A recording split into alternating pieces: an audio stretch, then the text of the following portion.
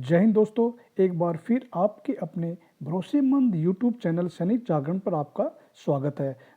दोस्तों, आप चैनल पर नए हैं तो चैनल को सब्सक्राइब करें, अपने दोस्तों के साथ शेयर करें और लाइक करना ना भूलें। दोस्तों, आज हम बात करेंगे सेना की एक और पॉलिसी में बदलाव। 1 फरवरी 2023 से लागू सभी जेसीओ वार्स पर नया नियम। दोस्तों, अभी जो सेना में है, कुछ दिनों से लगातार बदलाव पे बदलाव होते जा रहे हैं। उसी कड़ी में 1 फरवरी 2023 से एक और नया नियम जेसीओ और जवानों पर लागू हो जाएगा, जिसमें अभी हम देखेंगे एडीजी पर्स एजी ब्रांच आईएचक्यू एमओडी आर्मी का ये लेटर है। ये सभी कमांड्स हेडक्वार्टर को ये लेटर दिया है। इस लेटर का आप सब्जेक्ट देखेंगे, procedure and criteria for screening of जेसीओज oblique OR for grant of extension of service. इस लेटर में जो पॉलिसी चेंज हुई है उसके बारे में ये बताया है कि जो अभी 2 साल की सर्विस एक्सटेंशन किया जाएगा जेसीओ या जवान के लिए, उसके लिए जो प्रोसीजर होगा उसके बारे में इस लेटर में बताया है। सबसे पहले जो पैरा 4 है इसमें बताया है स्क्रीनिंग। जो सभी जेसीओ जवान हैं उनको अभी एक स्क्रीनिंग बोर्ड से गुजरना होगा। उसके लिए यूनिट लेवल पे या रेजिमेंटल लेवल पर एक स्क्रीनिंग बोर्ड का गठन होगा यूनिट द्वारा, और वो बोर्ड डिसाइड करेगा कि उस जेसीओ या ओआरस का जो 2 साल एक्सटेंशन होना है वो होगा या नहीं होगा।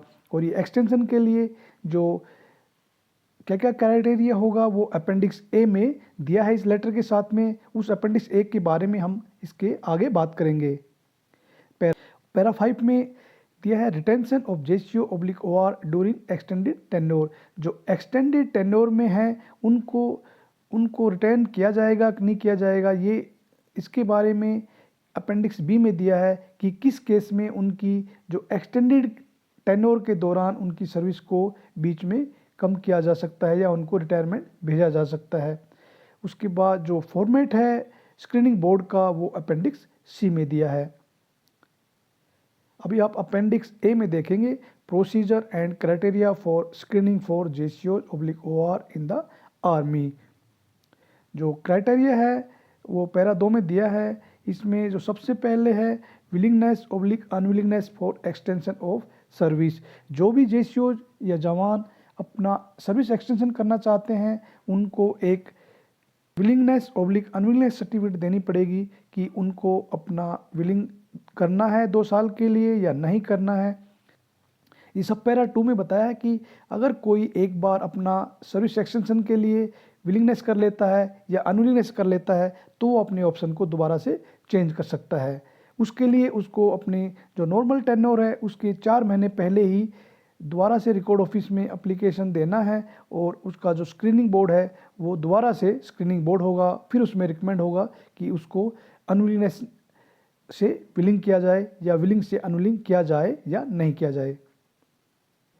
और जो सब पैरा है ए बी, इसमें एक स्पेशल पॉइंट ये दिया गया है कि जो भी जेसीओज हैं जिनको ऑनरी कमीशन के लिए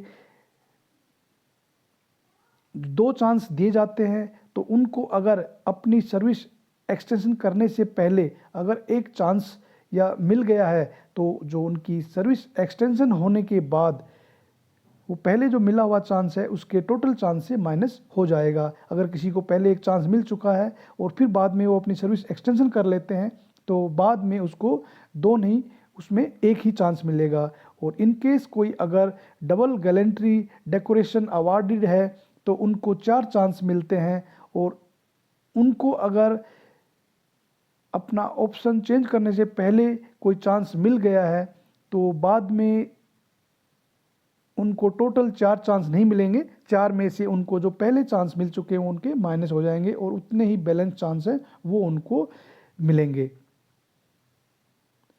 और अगर कोई जेसीओ या जवान अपना पहले अनविलिंग कर देता है एक्सटेंशन सर्विस के लिए और उनकी डिस्चार्ज ड्रिल शुरू हो जाती है, उसके बाद अगर वो अपना ऑप्शन को चेंज करना चाहेगा या सर्विस एक्सटेंड करने के लिए दोबारा से वो विलिंग करना चाहेगा तो उनको कंसिडर नहीं किया जाएगा। ये जो इस पैरे में बताया है, इस सब पैरा ए बी में बताया है कि अगर कोई एक बार अपनी सर्विस जो एक्सटेंशन के लिए विलिंग हो जाता है और उसका जो एक्सटेंडेड पीरियड शुरू हो जाता है उसके बाद अगर वो रिटायर होना चाहता है तो उनको जो प्रीमेच्योर डिस्चार्ज के लिए एप्लीकेशन देना होगा और उनका जो रिटायरमेंट है वो प्रीमेच्योर ही काउंट होगा।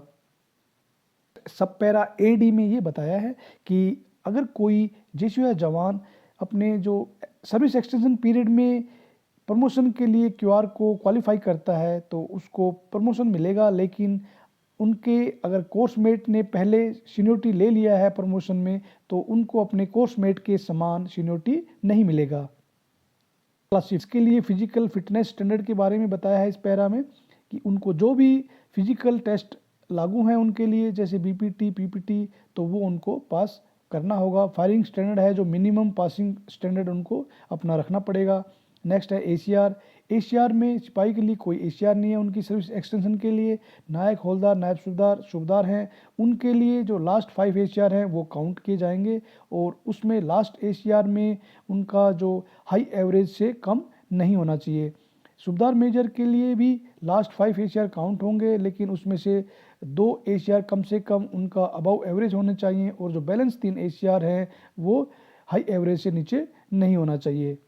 और बात डिसिप्लिन, इसमें बताया है कि अगर कोई नायब सूबेदार या सूबेदार हैं तो उनके एंटायर सर्विस में 2 रेडिंग एंट्री से ज़्यादा नहीं होना चाहिए। अगर 2 रेडिंग एंट्री से ज़्यादा है तो उनकी सर्विस एक्सटेंशन नहीं होगी और लास्ट 5 ईयर में 1 रेडिंग एंट्री है तो उनको कंसिडर किया जाएगा, लेकिन अगर 1 से ज़्यादा है तो उनको कंसिडर नहीं किया जाएगा एक्सटेंशन के लिए।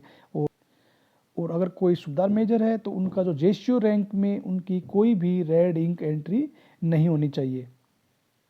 और भी केसेस नीचे दिए गए हैं, उनके अगेंस्ट कोई क्रिमिनल केस नहीं होना चाहिए, सीबीआई केसेस नहीं होना चाहिए, विजिलेंस केस नहीं होना चाहिए। इस लेटर में ये पूरी डिटेल नीचे दी गई है जो आप आराम से इसमें पढ़ सकते हैं। बाकी दोस्तों ये लेटर पे पूरी जानकारी है डिटेल के साथ में। इस लेटर का पीडीएफ मैं नीचे डिस्क्रिप्शन में डाल दूंगा, आप वहां से डाउनलोड करके इस लेटर को स्टडी कर सकते हैं और जो जानकारी है वो अपने दोस्तों के साथ शेयर कर सकते हैं। दोस्तों फिर मिलेंगे किसी और नई जानकारी के साथ, तब तक खुश रहिए, स्वस्थ रहिए। जय हिंद, जय भारत।